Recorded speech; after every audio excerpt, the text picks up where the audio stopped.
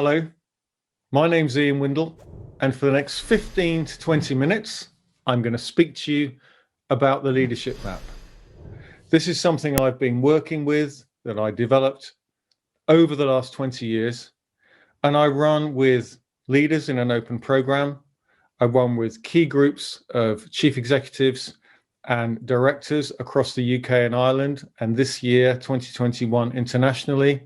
It's the main element in my podcast and my blogging, and it's in a book that launches in May this year. But where did it all start? Well, it starts with most things with a story. 20 years ago, I was leading a big piece of work in a public sector business in the UK for over 85,000 people. We were in fact taking what they called their core purpose, which is what they stood for, and they were rolling it out across everyone so that they could understand how to interact with their customers and how they could engage them in a much more meaningful way. So my business at the time was called in to create a change program to get everyone in the business to understand and act differently. 3 months into this change program, I was sitting down with the board, as was usual every month. And before I could get up and speak in my part of the agenda, the chairman rose and he said, "Ian, we have a problem," which isn't what you want to hear. And so his worried brow really literally transferred to mine. And I said to him, "What's the problem?" And he said, "Our leaders aren't leading." Well, I wasn't quite sure how to respond to this, but the best response I could think of at the time was, "What do they understand by leadership?" And he said, "I don't know. Go and ask them." So with a colleague, we selected 30 middle and senior leaders in this big organization, people who had big budgets and a lot of people working for them. And we went in and we sat with them one at a time, and we asked them the question, how are you judged as a leader? I think it was a great question. And I wonder how most leaders would respond today. Well, you can imagine what came back. We got frameworks pulled out of drawers. We got blank faces. We got people saying, well, it's whether I hit my budget. We got others saying, well, it's my job description. Others saying it's my objectives, my goals, my performance metrics. So we got a whole variety of things, but very little was about leadership. So I went back to the chairman and I sat down with him and said, they really don't know. There is no real clarity around how your leaders need to be judged or should be judged in this organization. And the thing I found since that moment, which was a seminal moment in my career, was that actually a lot of organizations fall into that camp. So he said, well, could you develop a leadership program? And so we stepped back, and with a group of us in my business, we created a leadership program, which would roll out to 600 people. We put the main program on pause, and we created this program to roll out 600 people across the organization, 600 key leaders. And the framework we chose to use at the time was by two gentlemen called Kouzes and Posner, and you can go on and see their framework on their website to this day. And they wrote a book called The Leadership Challenge. And they have 5 simple areas which they would say that all leaders should be judged by, which I think are very relevant, and I've used them ever since. And they are modeled away, which is all about your values, your behaviors, and leaders really need to be at the forefront of that, modeling everything they do. And as you'll know, if you're a leader, people take notice of everything you do. The second area was inspire a shared vision. Leaders have to show a vision, have to build a vision, and have to inspire people behind that vision. The third one was challenge the process. Leaders have to challenge the process, the systems, the people, everything about the business, so the business constantly moves forward. The fourth one was enable others to act. How do we get people to act, to behave, to make the most of who they are, to develop, to grow, to entrust, to get people to really come to work and put their full self into work every day? And finally, the fifth one was encourage the heart, all about motivation. How do we get people to feel a real part of this organization and really encourage their emotions to come to work with them and put everything on the table? So those 5 things we put into a program, we rolled out, and it's very successful. It unblocked our original program, thank goodness, and leaders began to really hold themselves account to rolling this program out and changing the organization. And the program went really well. And from that day onwards, I started using these 5 areas in many leadership programs I was running with organizations. Now, it wasn't until 2012 when I started to realize that these 5 areas really weren't enough, because at that point I was working with a lot more leadership teams, many more leadership teams, and the CEO of those companies. And I used to sit down with them and say, well, tell me how your business is running. Tell me about your business planning. Tell me about the meetings you have. Tell me about the structure you have. Tell me about your top team. Tell me about how people are motivated, incentivized, engaged. Tell me about your vision, your values, etc. The whole thing. But I realized I was asking many more questions than were in the Kouzes and Posner framework. And I started to sketch this out on a big piece of paper. And that became the start of what is now the leadership map. And so now it falls into 12 areas divided into 3 key parts.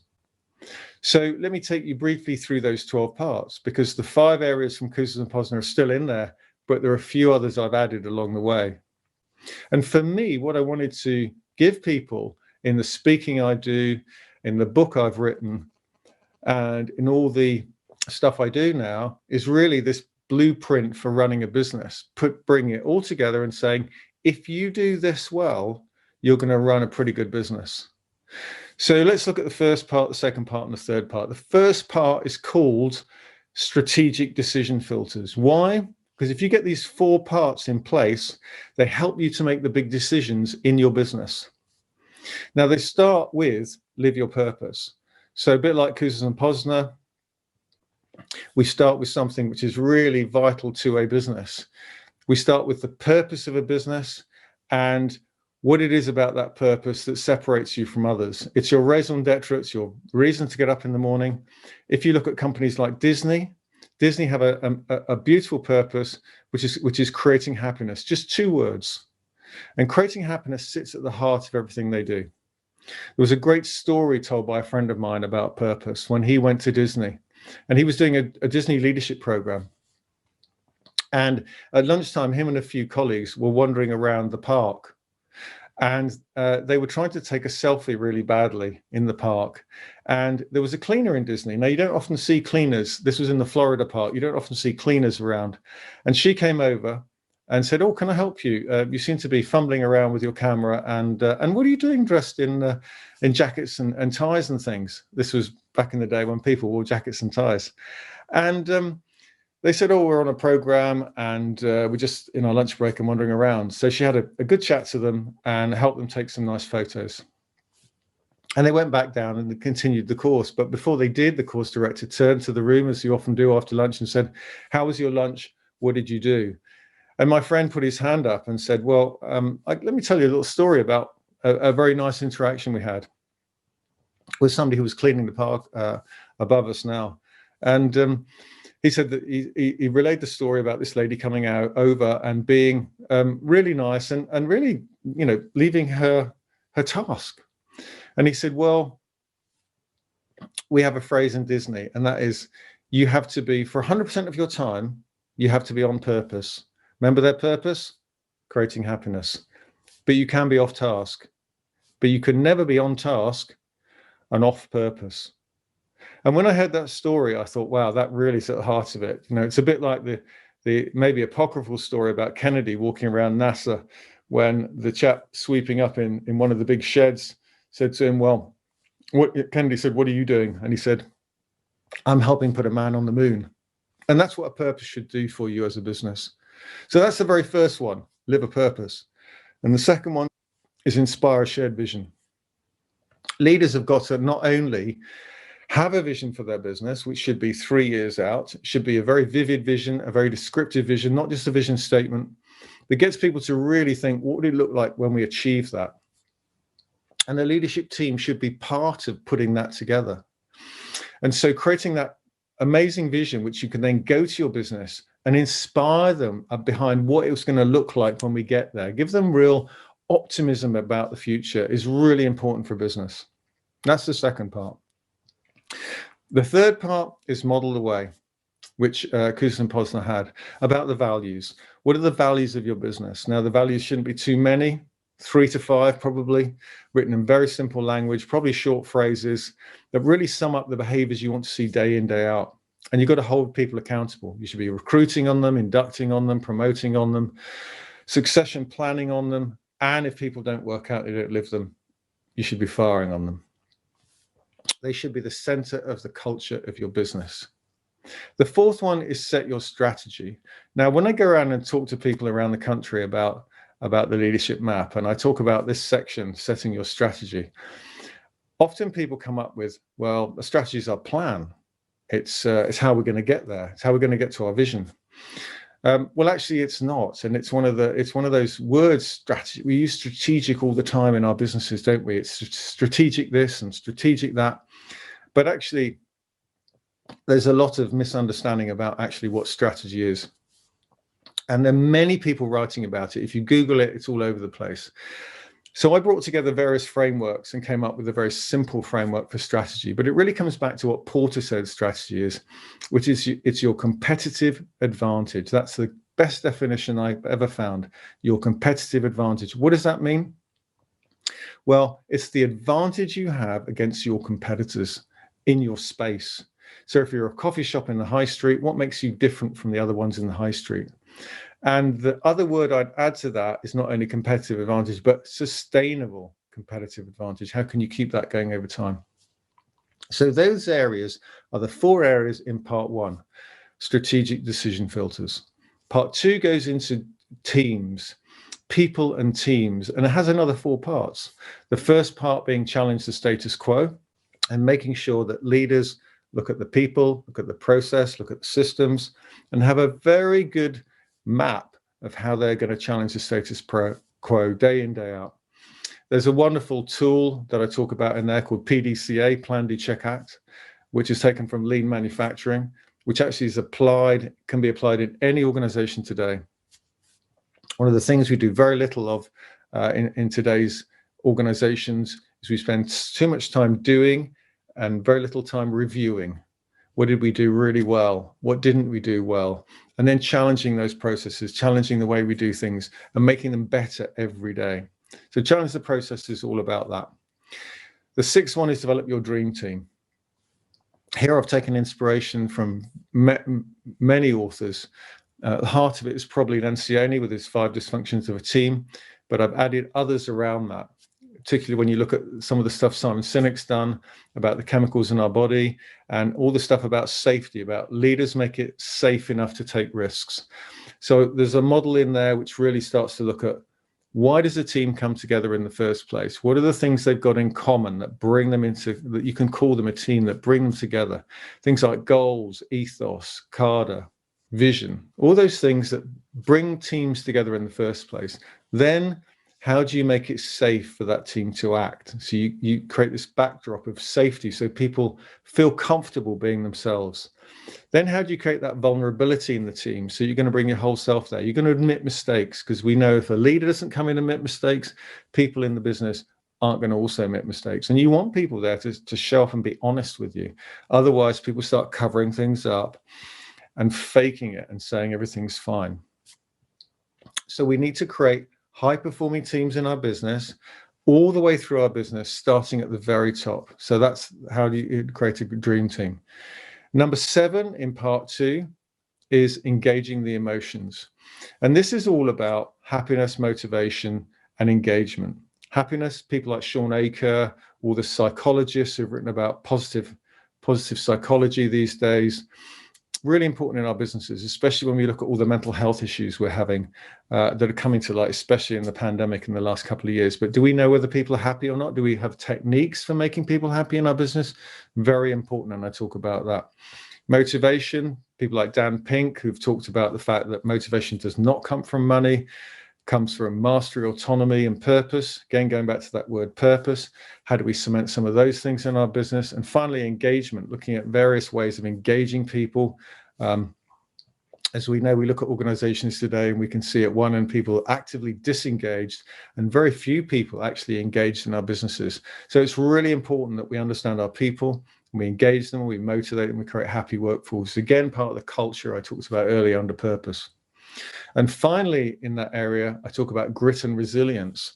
How do we make people more resilient? Again, it kind of feeds into that mental health piece, but what mechanisms have we got to be more resilient ourselves and make our businesses more resilient? Then the final part 3, starts looking at how you execute your strategy.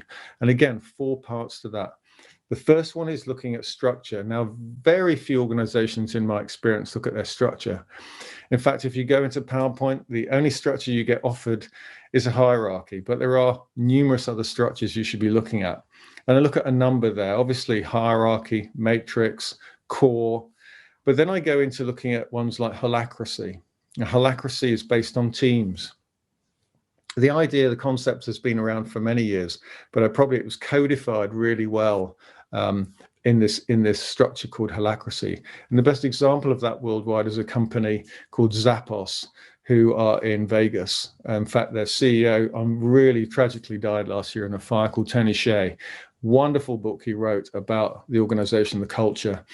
But about 4 or 5 years ago, they brought in holacracy as a structure, and it transformed their business.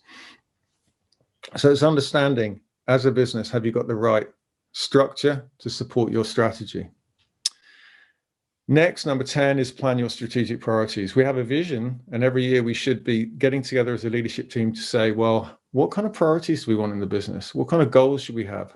What are they? Shouldn't be too many of them, otherwise they're not strategic, but we need to have them. We need to create them in a very structured way, according to a calendar, with all our leadership team coming together, probably in the last 3 months of the year, to cement these and figure out what is it we need to take us toward our vision. The penultimate one is measure your success. What key performance indicators should you have in your business? What are the right things you should be measuring? Not too many, not too few. So you've got the strategic ones at the top, and they cascade through your departments right down to the tactical ones at the bottom. Everyone should have some. Wherever you are in a business, you should have some targets, some measures you can focus on that would lead right back up to the strategic KPIs at the top of your business. And then finally, the very final one is execute through great meetings. And the funny thing is here, if you look at people who attend meetings and you look at the science and the research behind this, most people who go to meetings in organizations think they're terrible. They think they're badly run, they go over time, they're not very engaging, they're not motivating, they're unstructured, there's very little planning behind them. Most people who run them, however, think they're great. I think they're on time, they're meeting the agenda, and they have great outcomes. So there's a real difference here between whether you're running them or attending them. And the key thing is here, no one's trained in meetings, are they? So this final area looks at what kind of meetings you should have in your business, from tactical right the way through to strategic, as well as offsites, and also how to run them, how to make them really engaging for people so they really want to be in meetings. So those are the 12 areas in three big chunks, 3 parts. There's a lot of stuff there. It's quite rich, but for me, it had to be rich. It had to be content driven. This is the blueprint people need to run a business, which I've called the leadership map. So if you want to see more on this, go onto my website, ianwindle.com, where you can link to my newsletter, get my blog, get my podcast, and see all about the programs I run, and see the book that's coming out in May this year. But I'll leave you with a quote about leadership. I do love quotes. I find they inspire me. And it's from Warren Bennis, who said, the most dangerous myth is that leaders are born, that there is a genetic factor to leadership. That's nonsense. In fact, the opposite is true. Leaders are made, not born. So thank you for listening, and I'd love to take any questions.